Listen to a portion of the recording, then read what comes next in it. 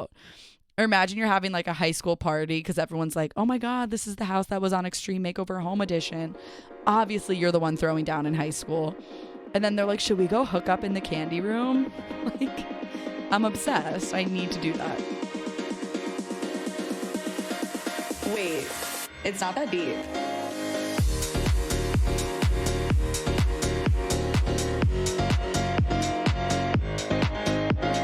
Hello, New York.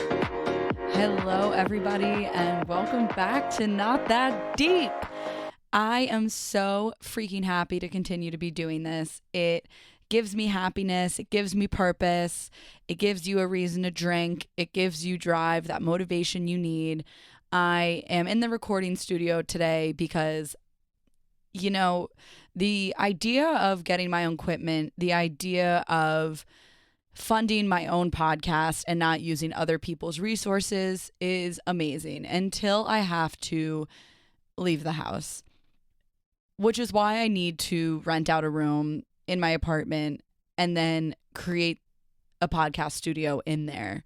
I think that's just what these New Yorkers with podcasts do because, I mean, or they're legally allowed to use a production room elsewhere, and then said production room is not in their apartment, and therefore they can have guests come at their leisure and they can come and go at their leisure and everything stays in the production room. And I'm really jealous of that.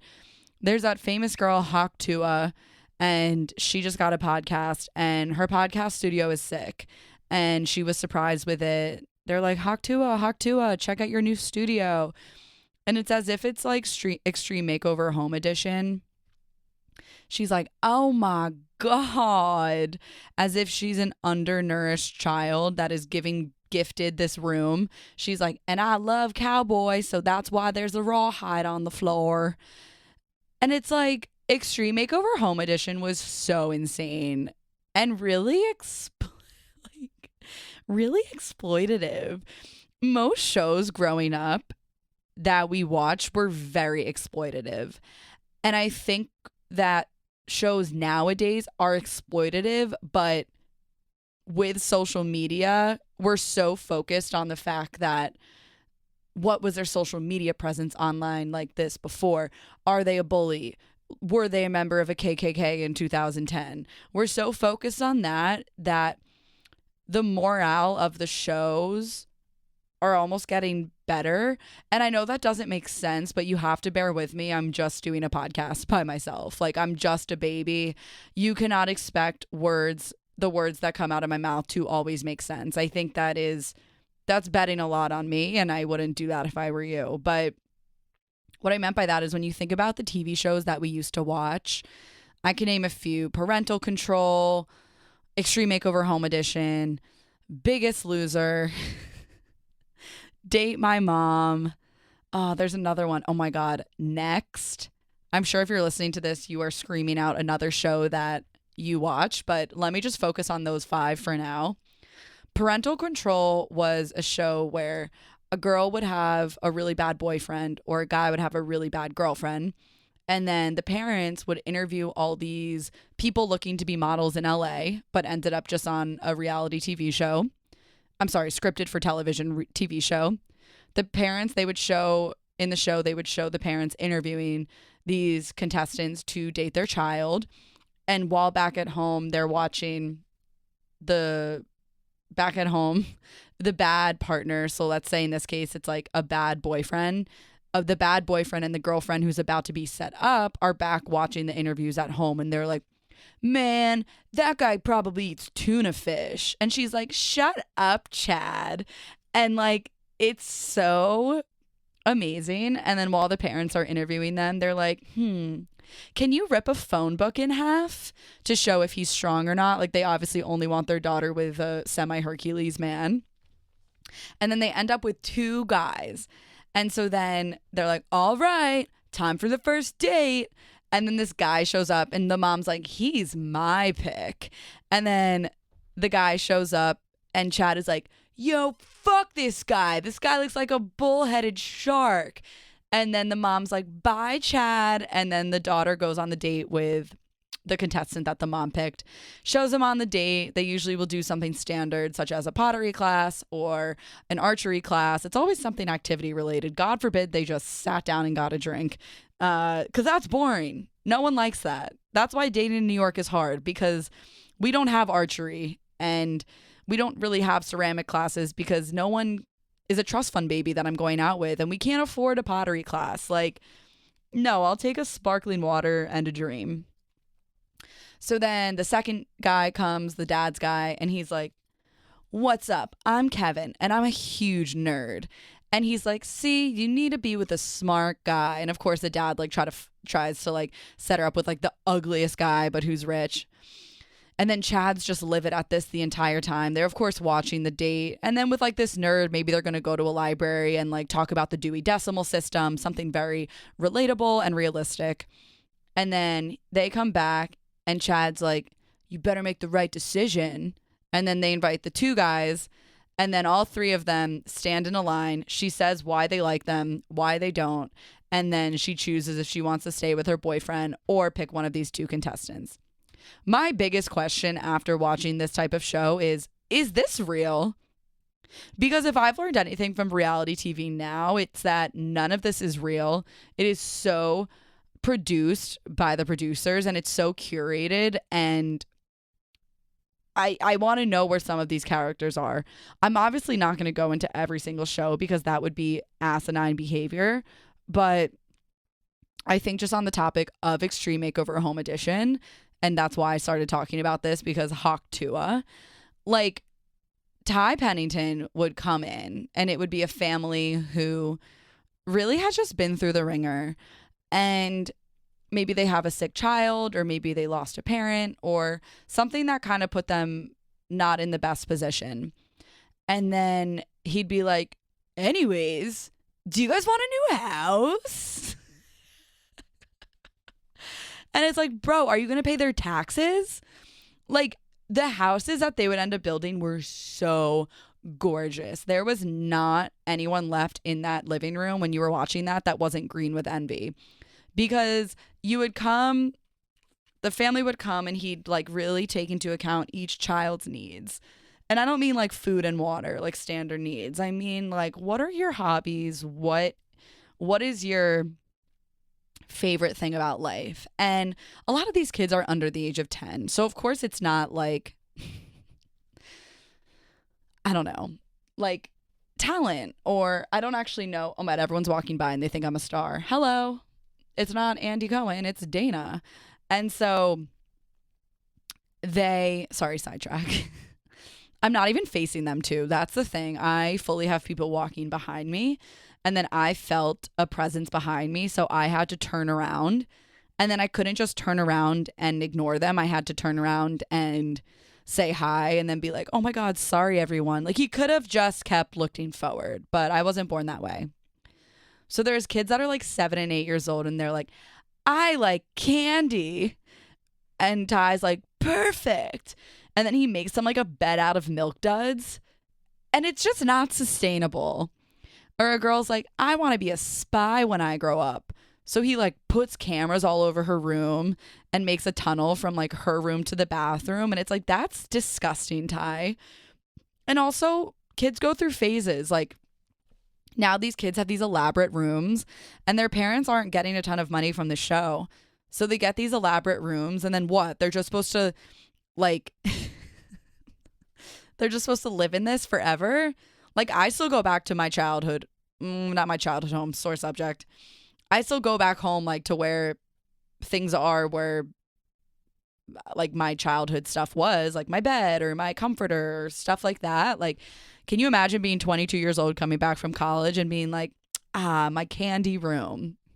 Like, I freaked out when my walls were still a little yellow from like the paint. I was like, I'm grown up from this. Meanwhile, everything else was mature as hell. But no, the walls had to go. This kid's got a fucking tunnel going from its bathroom to its bedside. Like, I would freak out. Or imagine you're having like a high school party because everyone's like, "Oh my God, this is the house that was on Extreme Makeover Home Edition." Obviously, you're the one throwing down in high school. And then they're like, "Should we go hook up in the candy room?" Like, I'm obsessed. I need to do that. The other show I cannot get away without touching on is Date My Mom. Because sometimes I'll see these clips on TikTok and I'll be taken back to my den and like watching it while eating Cheez-Its or Goldfish. I'm like, I think I've seen this film before, and I really did like the ending. This show was amazing. Basically, a guy would be always a guy. Why don't they have Date My Dad while I'm here?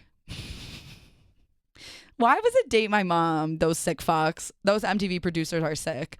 Nothing's changed. But a guy would come in and be like, I'm looking for a girlfriend. And it's like, are you, babe? Okay. Or are you just looking for some heroin? So he comes in and then he has to meet 3 different moms and get to know them, get to know their looks. And these are just MILF hunters, these guys, at the end of the day. And then the mom is like, I'm Becky and my daughter's name is Cheryl. You're going to love her. She's got a spicy personality and she loves music. And he's like, that's hot. And he's like, the whole time just wondering if the mom's hot. He's like, does she look like you? And she's like, you're going to love her. And he's like, no, seriously, like, are you going to waste my time? And can I date you?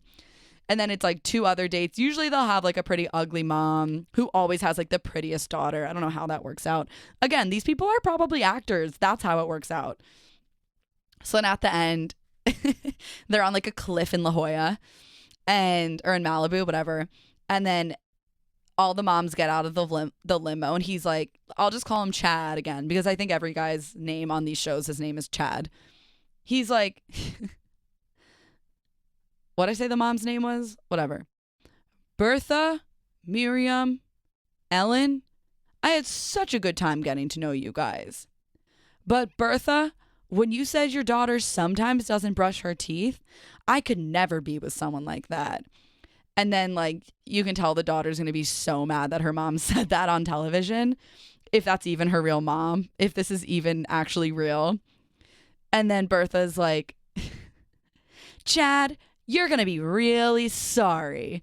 And then the daughter gets out of the car and like she's so hot, but like unfortunately has this dark cloud over her head that she doesn't brush her teeth. And then everyone's like, oh man. And then she's like, told you so. And then she like hugs the daughter as if they just like did something amazing together, like climb Machu Picchu. And then the second mom, then he has to tell the second mom he doesn't want her daughter. He's like, Ellen, you're beautiful, but when you said your daughter doesn't like skateboarders, well, that's my whole life. I can't be with someone like that. And she's like, Chad, you're really gonna regret this. Like, it almost gets a little morbid. She's like, I'm gonna regret the day you were born. And then I thought someone was just coming in. Thank effing God. That's happened before where I get interrupted because I didn't book a room. And that's fully on me, but I still have the right to get upset. And I'm like, hey, can I stay? Okay, so he tells Ellen, you know, she can't be with a skateboarder. That's not for me. You're going to be really sorry, Chad. And then her daughter gets out. And again, just like a gorgeous model, could be walking for like Armani. I mean, she's just stunning. And then she kind of like smirks and then stands with her mom and she's like, whatever, mom, let's go get tacos and margaritas. Okay. And then the third mom, she's shaking in her boots because she is so ecstatic that Chad has chosen her, aka chosen her daughter. And I think these moms, if they're real, really just need external validation. Like, the dads are never mentioned. Are they dating? Do they want to date? Are they just cougars? What is the metamorphosis of this sitcom? And then Chad's like, Bertha, or whatever the name is.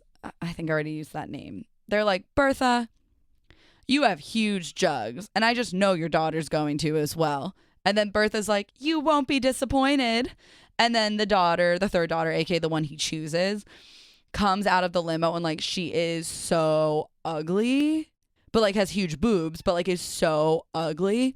And then it pans back to Chad and he's like, womp womp. And then the mom is like, why aren't you so excited? Like, this is what you wanted. Like, you're gonna be my son. And then the ugly girl's like, I knew you would choose me. Thanks, Mom. And then they like, and then they like run into the sunset. But he's still thinking about Ellen and Bethy's daughters. I just want to know, you know how they keep track of the Bachelor franchise couples and they're like, they just had their 8th kid.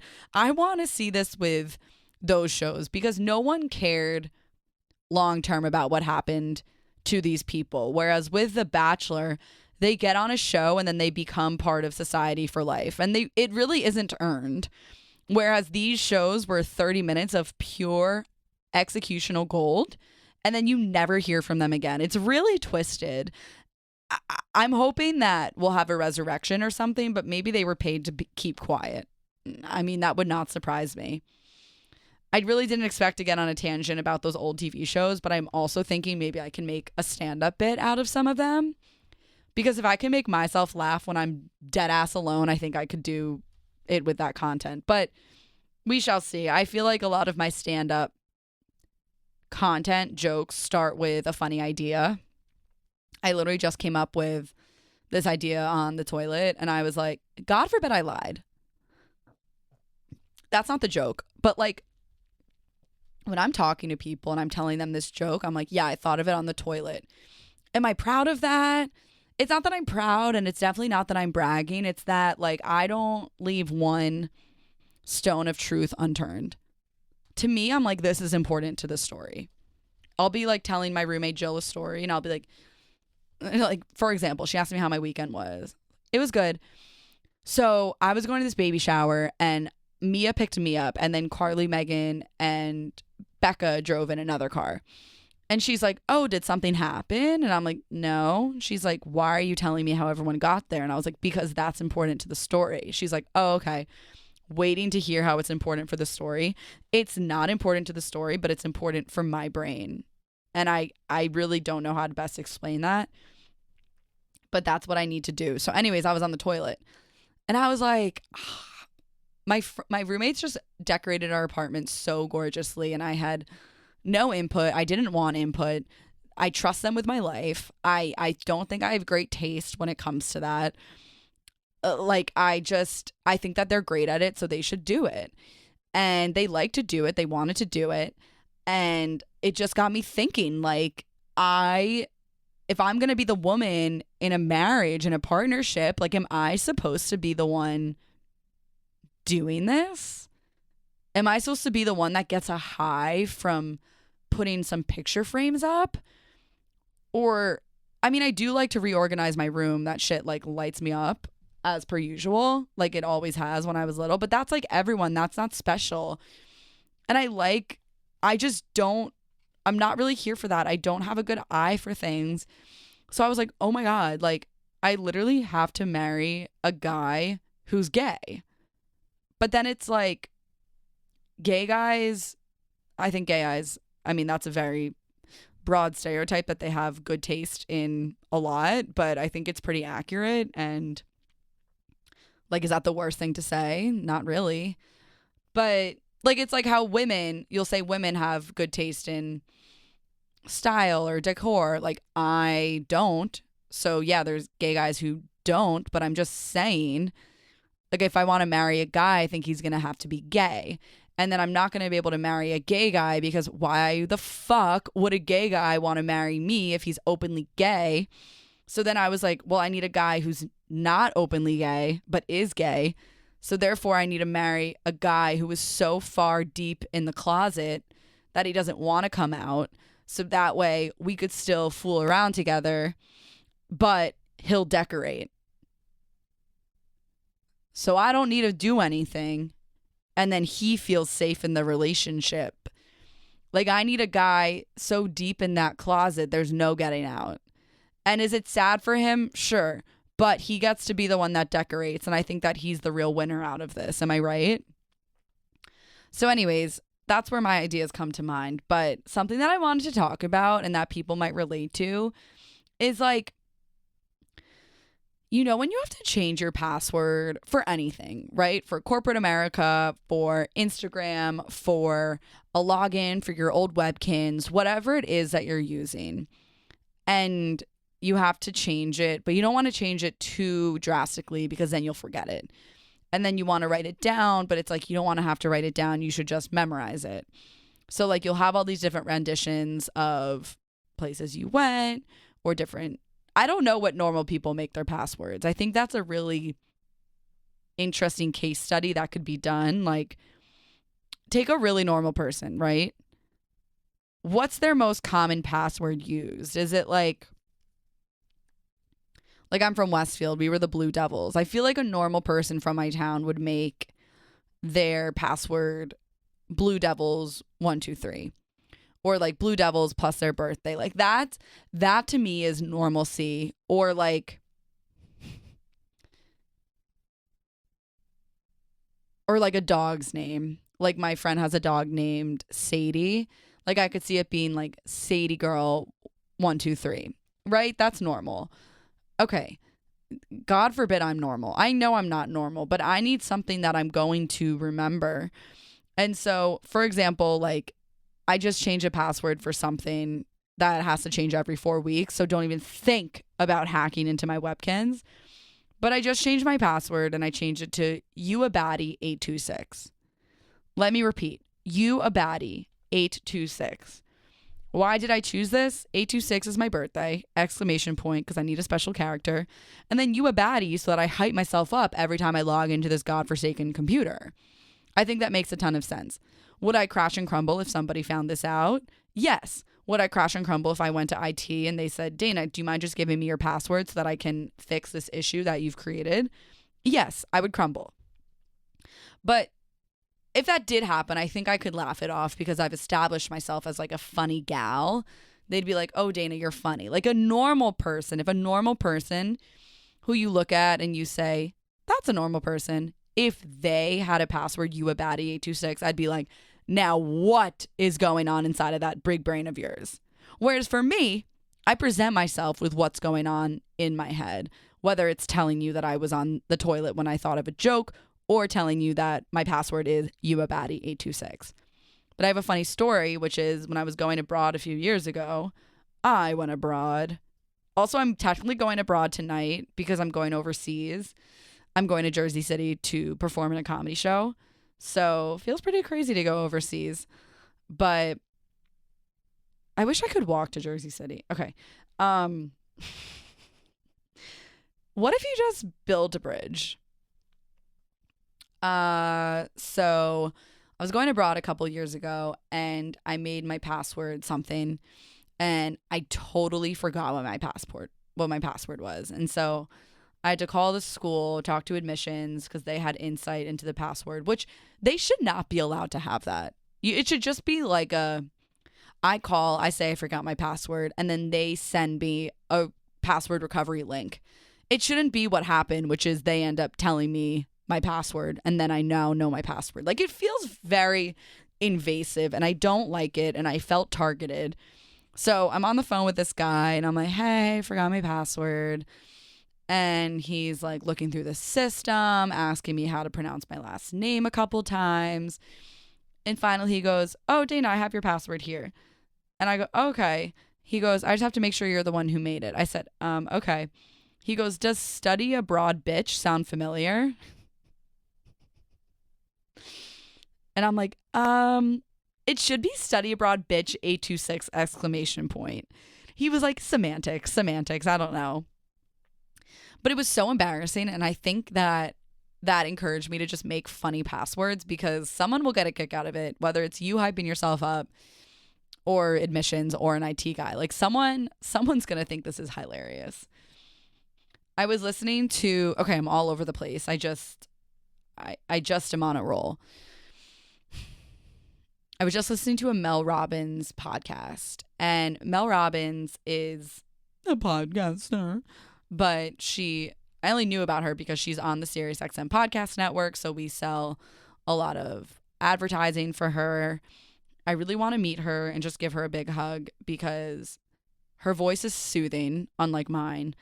And the thing she talks about is so simple, yet I always walk away learning something. And people can't say the same for my podcast, but that's okay. Oh,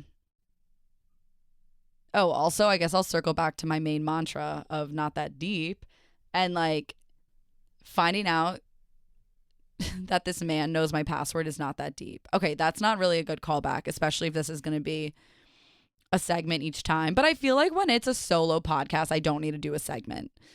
So like, let's forget that I just forced that segment. But it's okay. So I always learn something from Smelly Melly. And the podcast that I just listened to was talking about how the new year in January, it's typically a difficult time to get up and get those goals going, whether it's to lose weight, to read more, to spend more time with family and friends, to try a new hobby, whatever it may be. January, she just was encouraging her listeners to kind of think about like where you usually are at in January. You're post holidays, you're feeling a little drowsy. It's really cold, typically, unless you're in anywhere but, well, okay, whatever. You know what I mean? Like, there's just a chill to the air. There's a dismalness to the air, and that's okay. Like, it's seasons of life. It happens. But that's really not the best time to kind of be like, all right, I'm going to start this thing I've been wanting to do. And she was saying, also, I'm going to stop saying like she was saying, I just don't want you guys to think that these are my thoughts. They are my thoughts and words like feeding off of what her thoughts and words are. So bear with me here. But basically, think back to when you were younger and when the year started. It was the school year. It was the summer was over. The summer was winding down. Vacation was over. It had a little crispness in the air. Not Christmas. Crispness. Had some crispness in the air. Oh my God. Had some crispness in the air. And you kind of were like starting to wear your pants. You were going back to school. You were getting your binders ready. You were making sure that math was red, English was green, history was purple. Oh no, science was so green. English was red, math was blue. Tell me why that makes sense. It just does. I would rob my parents of their financial security when it was time to go back to school. I was like, yes, I do need new pencils. And they're like, but you have a whole new pack from last year that you never opened. I'm like, I don't give a fuck what you say. I absolutely need a new pack of Dixon Ticonderogas and mechanical pencils that look like fake pencils. Like, this is a non-negotiable for me. I need dividers. Oh my God, like I need a 3-hole punch. Why were we hole punching our own papers? Like, we pay taxes. That's ridiculous. Like, just walking down the aisles in Staples, I was like, life is good. And it makes me wonder if kids even have that these days because Amazon exists. Why would you not just Amazon it? Oh, wait, because the feeling that I'm describing to you right now. And then even for like college where you still were getting binders and stuff, but the more exciting thing was kind of joining clubs or like trying new things or football season. Like, it just was this sign of the times. And I remember at Virginia Tech where I went, there was like club day and every single club at Virginia Tech was out on the drill field. And you would walk around and sign up for whatever clubs were interesting to you. And this concept is so amazing to me because I wish it existed at a larger scale in different cities. Like in New York City, I can honestly see a world where Central Park gets set up and every club, okay, not every club, that would be insane, but a bunch of different clubs set out a little boothy poo on the Central Park grass. I almost called it the drill field. And then people get to come and sign up and also just like network and get to know people. And obviously like some booths are more popular than the others, but that's the thing. Like you find your niche, you find where you want to spend your time for that rest of the year, because that is the beginning of the year. And there was such beauty in that, because once that was over and then you would get the emails from the clubs and you would sign up, then it was kind of go time. You kind of decided if you wanted to give your time to these activities or if you wanted to just kind of ghost them because you realized that you signed up for way too many. And that shit was so much fun. And I wish it existed, because it can be very hard to find clubs in New York City, but also just to find out all that's out there. Like I've lived here for 3 years and I just joined a backgammon club. I would have really benefited from doing a backgammon club 3 years ago, but I think that's twofold, where one, I kind of just found out about it, but two, was I really able and wanting to make time for something like that 3 years ago? And I think that speaks on my growth during my time here, because I think a lot of my weeknights I would want to be going out to dinner or getting drinks, or I'd be hungover from the weekend. Like I just wasn't really wanting to do that. And every day now I kind of try to make sure I have some type of activity at night where I can get to know people or I can spend time with friends, because it is really important to me. But this backgammon club's been really fun. It's a great way to meet people. And also, this sounds so odd, but it's so important to work on your social skills. You could be a very social person and still need to work on your social skills. I think that we all deserve to have that feeling in your stomach when you're nervous about entering a social setting, maybe where you don't know people or where you might not feel fully comfortable or welcome or included. And you just have to remember, like, no one's worried about you but you. And if you just enter with good energy and a solid posture, I mean, that just exudes confidence. And I just think it's so important to be putting yourself in these uncomfortable situations so you don't avoid them, and then all of a sudden they're like the scariest thing that you could possibly come to. So that's been a lot of fun to me. I also have been going to like a pickleball club, again, just to meet people. I think that there's so many people in this fucking city. Not necessary to curse, but there's so many people in this city, and I want to be meeting people. I want to hear people's stories. I want to engage in something that like someone else is proud of. Like I just met this guy who runs House Pickleball, and he started this amazing company. Of course I'm going to support him. He was so freaking nice. He included me in his birthday party a week after. I couldn't go, but still. And I just think this is what living in New York or any city is about. I think the same for Denver. I think the same for LA. There's so many different ways to get to know people. Don't find yourself hiding from it unless you're really like have severe social anxiety, which I really can understand. Like these types of activities can feel very daunting. Bring a friend. Bring a friend who hypes you up. Bring me. I'll come with you. I'll hype you up as long as you deserve it. I don't give free hype. I really don't. It's important for me to be authentic. But just do what you need to feel comfortable, but just take advantage of this school year. And I'm proud of myself of what I've done in September so far. It's already freaking October. That's insane. But I just think have that in mind of like, this is the beginning of the year. What do you want to make of this year? Also, when you're working at a corporate job or you have a really strict routine that maybe you need to follow during the week, it's really hard to get out of that, because when is there a break? You know, sure, well, you could take PTO or holidays, but it's pretty mundane to an extent where you're just doing the same thing over and over and over again. So the beginning, quote unquote, beginning of the year, how is that any different from your everyday, right? How is January any different if you still are waking up, going to work, going to the gym, doing what you do, and then coming home and nothing's really changing? Like, are you more motivated in January?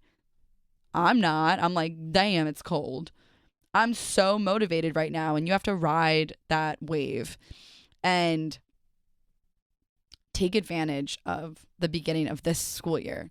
And that is what Mel Robbins has taught me, and I love her so much. And it really shifted my mindset of like, also, life is short.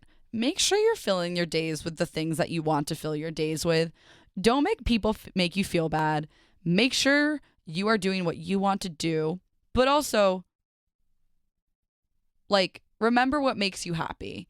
And if you don't want to do certain things, don't freaking do them. But I do think it's important to try to get out of your comfort zone just as like a factor of life, because that circulates into different areas of life, like socially and at work and dating and all that nonsense. But this was a lot of fun. The reason why I'm also recording here today, and also why I haven't had a podcast in a couple of weeks, sorry. I did the one with Max. I hope you guys listened. And then we did it on video. I am so bad at that shit. And I just didn't record. Oopsies. On video. But the audio recorded. So, like, that's amazing. And then after that, I walked home from the train with the Not That Deep canvas in hand made by Sarah Ochner. And somehow it has been misplaced between the train and my apartment. And I know it was in my apartment, and I have gaslit my roommates. They don't know where it is. I'm like, did you guys throw it out? They're getting annoyed by me, keep asking. Like, I'm sorry, I just need to know where my freaking canvas is, because it was perfect and Sarah worked so hard on it. But I felt like I wasn't wanting to do video with a guest, because if I didn't have the canvas, I thought my work is over. It's not, Dana. Take a Xanax. Also, I'm getting my name trademarked. So that's kind of been what I've been working on. So lots to come. I think if I can leave you with one thing, it's to spread good energy and be kind to one another. Not in like an Ellen way. Like, be kind. Shut up, Ellen. Like, shut up, seriously. Like, no. Be kind. Make people laugh. Go easy on yourself. And remember to try new things and get uncomfortable. And remember, it's not that deep. Bye, guys.